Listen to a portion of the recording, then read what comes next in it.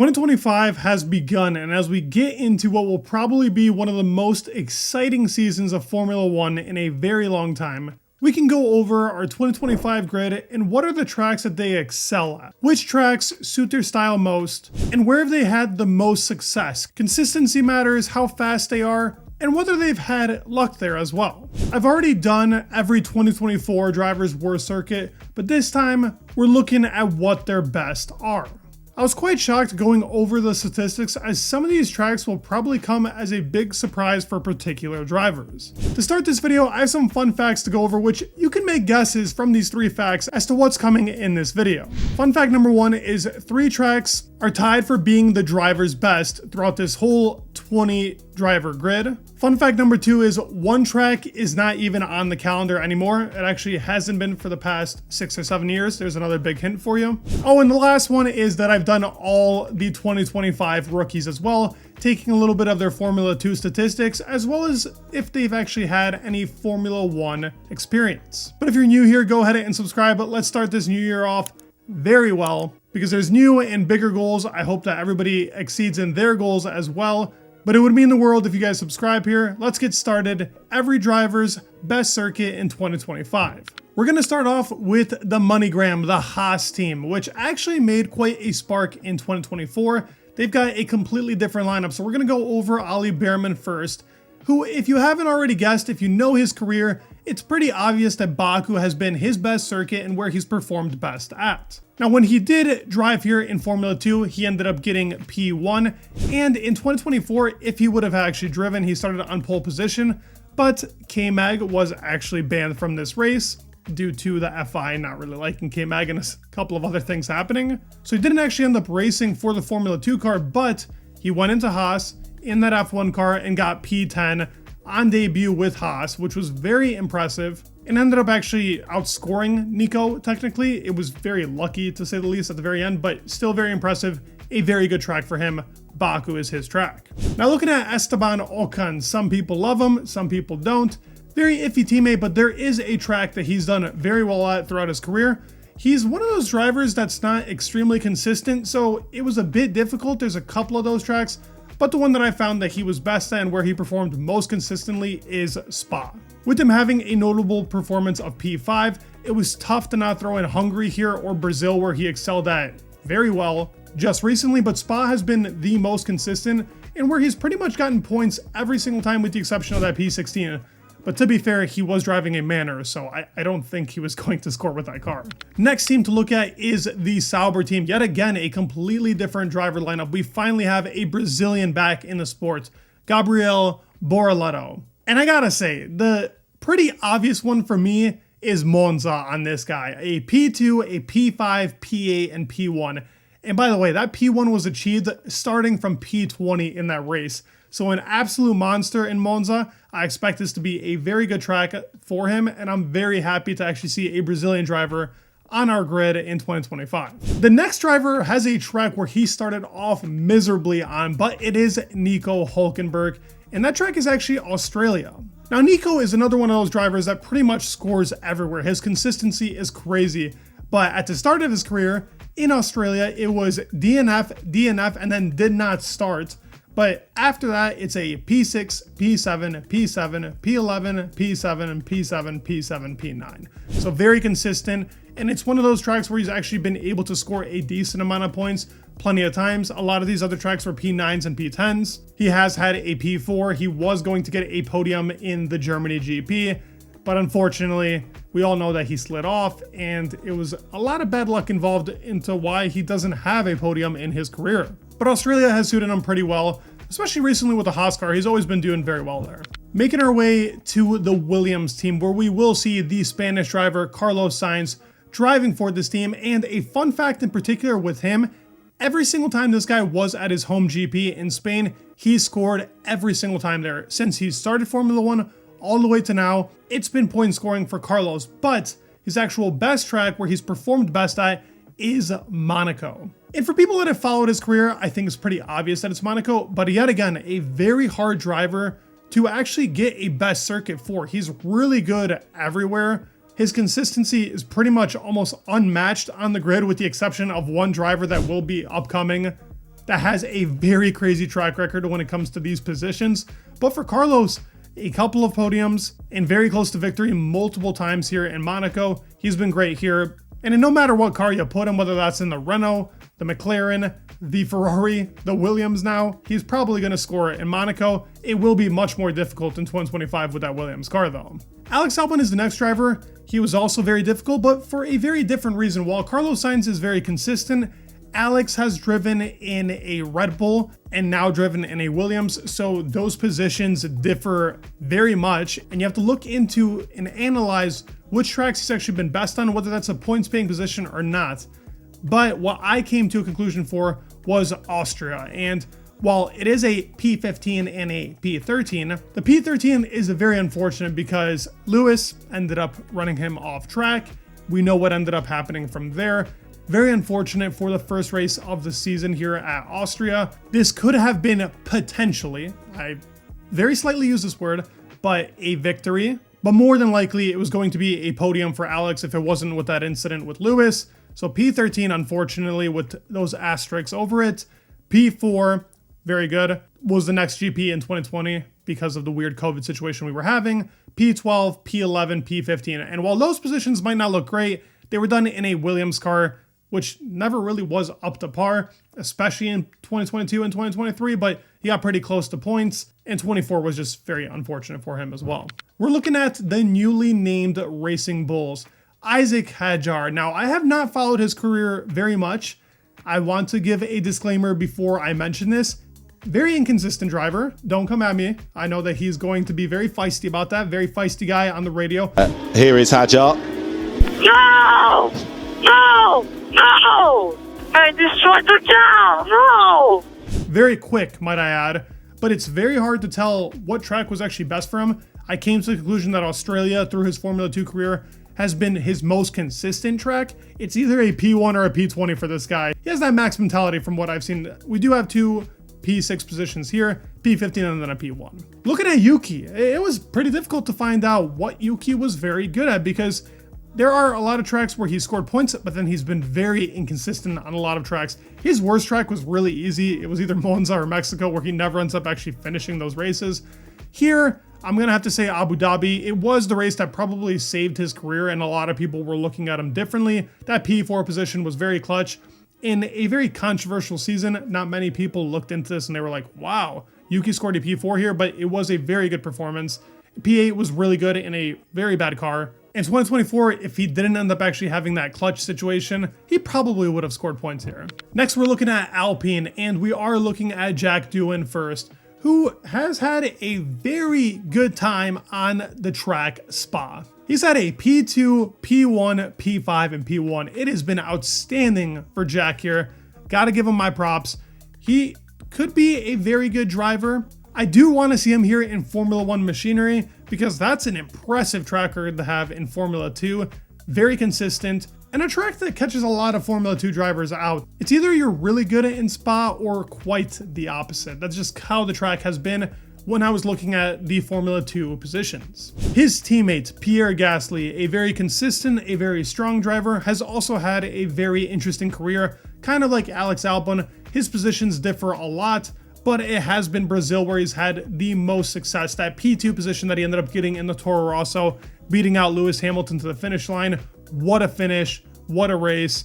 Ended up getting P6 as well the next year, and a P3 most recently in 2024. Pierre Gasly's best track is Brazil, but there's quite a lot of tracks that could have been used for Pierre. Consistent in qualifying, he's just never really had the car in race pace. A very underrated driver, might I add. Now we're looking at everybody's favorite Canadian, Lance Stroll. So for Fernando Alonso, his best track, I'm kidding. Listen, for Lance, we give him a lot of slack, but he's had a pretty good time in Monza out of all the tracks. He's had a P7, a P9, then you end up getting a P12 and a DNF, but a P3 position, it hasn't been great for him as of lately. Lance has a couple of those tracks. Canada's been pretty good for him over the years as well. He pretty much scores there almost all the time. But Monza has been a good track for him, both position-wise, and he's not really had the best luck here. He's just been pretty decent. It's been a good track for him, and I hope he can find more consistency in 2025. I really don't think he's a bad driver. His inconsistency really puts him down, and then when you do an incident like Brazil, it's hard for people to love you. But now looking at his counterpart, and if you guessed that the one driver that had a track that's not even on the calendar anymore is Fernando Alonso, then well done to you, because I cannot believe that the German GP was Fernando Alonso's best circuit. If you actually take a look at his whole career, the German GP has been pretty crazy for Fernando. Now, he got a P10 in a Minardi. In that time, that was not a point scoring position, but in a Minardi to get P10 at the German GP is just crazy. Fernando did that. And then when they put him in that beautiful, sexy Renault, that blue and yellow, he ended up getting crazy consistent positions. Now, he does have a P11 sitting in there, with the exception of that P4, P5, P1, P2, all those positions that are in between. That was when he was driving the more worse off Renault. But in the McLaren and the Renault, when that car was strong, so was he. Now, as you can see, the very end there, yeah, that's the Honda McLaren. That's that very, very bad McLaren. He wasn't going to get much better than P12 and P16, but this track was outstanding from him. I was shocked to see how consistent and how good he was here. I hope we see this track back once again in Formula One, hopefully very soon. Looking at Mercedes, now obviously we have the guy that's being talked about as the next Max Verstappen potentially, Kimi Antonelli. And for him, I gotta give it to him, a P1, a P2 in Hungary, and then in Formula Regional, he actually had a P14 and a P1. It's probably been his most consistent track. If you actually look at his career, with the exception of Formula 2, he's pretty much won everything, but Hungary would be his most consistent track as of right now. He made a couple of very impressive overtakes there as well. We'll have to see what he does in Formula 1. I'm very skeptical, but at the same time, I'm very intrigued to see what this Italian can do. George Russell, I think this might be a controversial one for some people, but for me, and from looking at the statistics, I think George Russell's best track is that of Spa. Now, it doesn't start off great, a P15 and a DNF, but then a P2, a P4, a P6, and a disqualification. And if you don't know, that happened as of recently. He did end up winning that race, but was unfortunately disqualified due to some plank wear and being under that weight limit at the very end of the GP. But he decided the strategy. He went for one stop. He beat out his teammate on better tires.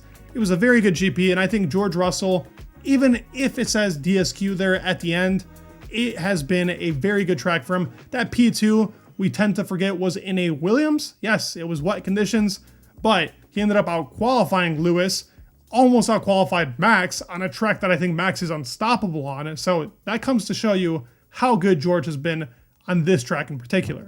Looking at our now top three teams, we're going to start off with Ferrari, and obviously the big guy here with some of the craziest numbers that I've ever seen on one circuit in specific, it's Lewis Hamilton. He gets a victory in his first season in Formula One, and then he ends up winning this race another 6 times, so 7 times in total. The worst position, with the exception of the DNF, is a P6. I mean, look at this. You just see ones all across the board.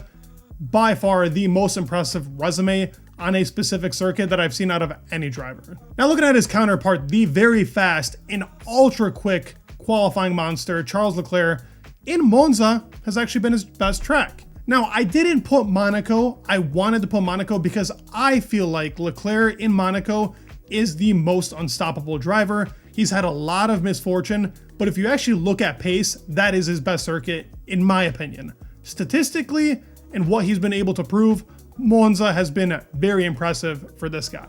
Spa is also another one that I was kind of debating, but a P11, he was in a Alfa Romeo, not a good car. But then the very next year, his first year in Ferrari, the Tifosi went crazy, P1. Then the year following that, it was a DNF, but that car was trash. He probably wouldn't have gotten it into points anyways, so maybe he ended up saving himself some time here. But a P4, P2, P4, and a P1. Very impressive resume here in Monza. Quite a track to have as a Ferrari driver, so Leclerc's probably going to be happy about this. We end up going into Red Bull Racing, and now this one's interesting because we do see a track here that nobody else has, and I'm talking about Liam Lawson, the Kiwi. And obviously we have to go off of his Formula 2 career. I tried to look at his Super Formula career as well. There is a crazy statistic going around that he pretty much wins his first race in any category every single year. Will that happen in 2025? I tend not to believe that because in Red Bull. There's a lot of stuff being talked about that car, and I really don't think that Liam's going to beat out Max. But I think he's a very quick driver. I like him a lot. He's got a lot of ambition. Bahrain has been his best track. He ended up winning, as I said, his first time in Formula 2. Then he ended up DNFing, but then a P3, P3, and a P2, and that's in sprint races and the feature race as well. So quite impressive by Liam. Pretty consistent for a Formula 2 driver on a specific circuit. Now his teammate, and this guy was tough. Max Verstappen. There's so many tracks, and if you actually look at it, on paper, Austria is his best track, but I will say this. I feel like Spa, he's unstoppable. That is the track where I think he has the most pace over every driver. If everybody was in the same car, he would win out Spa every year. That is my personal opinion. But there were a lot of DNFs there and performances that just didn't correlate to a best circuit for him. I do feel like it's his fastest circuit. So it's not fastest, but best circuit. And for that, we got to go with Austria. Very consistent, always up there, either in P1, sometimes he's DNF'd. That P5 probably would have been a P2 if Lando ended up getting through. Maybe he would have been able to defend Lando for another 5 or 6 laps and possibly got that P1, but just comes to show the consistency on one track, and it is very close to home, so I think that home court advantage helps him out. Looking at McLaren, obviously the number one in the constructors. Oscar Piastri is the first one to look at. Only 2 years in the sport. Yet again, I'll say 2 years. I keep forgetting, but what a crazy career so far in 2 seasons. And in Formula 2, Jeddah was an unstoppable track for this guy. P8, P1, P1. Getting 2 victories on one track in Formula 2 is very difficult to achieve. Well, Oscar Piastri did that. And there is that outlier of a P15. Might I add, that 2023 McLaren was literally a trolley on wheels. It was horrible, but he got that car to Q3, and an unfortunate incident in the first lap ended up actually taking him out of Jeddah and putting him in a P15 position, fighting towards the end. That car was ultra slow, so unfortunate, but it's still on that record. But a P4 in 2024 was very good, and well done to Oscar. I would say Jeddah is his best track. Now, the last driver, and the guy that tried contending with Max Verstappen for the championship, it is Lando Norris. And for most people that follow his career, I think it's pretty obvious to say that Austria has been his best track. Very consistent with the exception of 2024, but we all know what happened between Max and Lando, clashing of wheels. You know what ends up happening, the tires end up flaring out, and Lando was the more unfortunate one in the situation. He wasn't able to go out again, P20. Other than that, his first podium, very fast track for the guy. There were a couple of other contenders there, but Austria was the most consistent. And with that being concluded of all 20 of our drivers, I can give you the last fun fact. The 3 tracks that were used 3 times was Spa, Austria, and Monza, which I didn't think that Spa would be used 3 times on 3 different drivers. So that was quite impressive. And my favorite track in Formula 1. I think it's the best looking one. But I'd love to hear your thoughts on the comments below. Do you guys disagree with me on any of these opinions? It was pretty crazy looking at all these numbers. I still feel like Lewis's looks pretty much unreal, but everybody's got a pretty crazy track record. Fernando Alonso, Max Verstappen, all the top guys have very consistent performances in all these tracks. So let me know your thoughts down in the comments below. Please leave a like, subscribe. It would mean the world, and peace.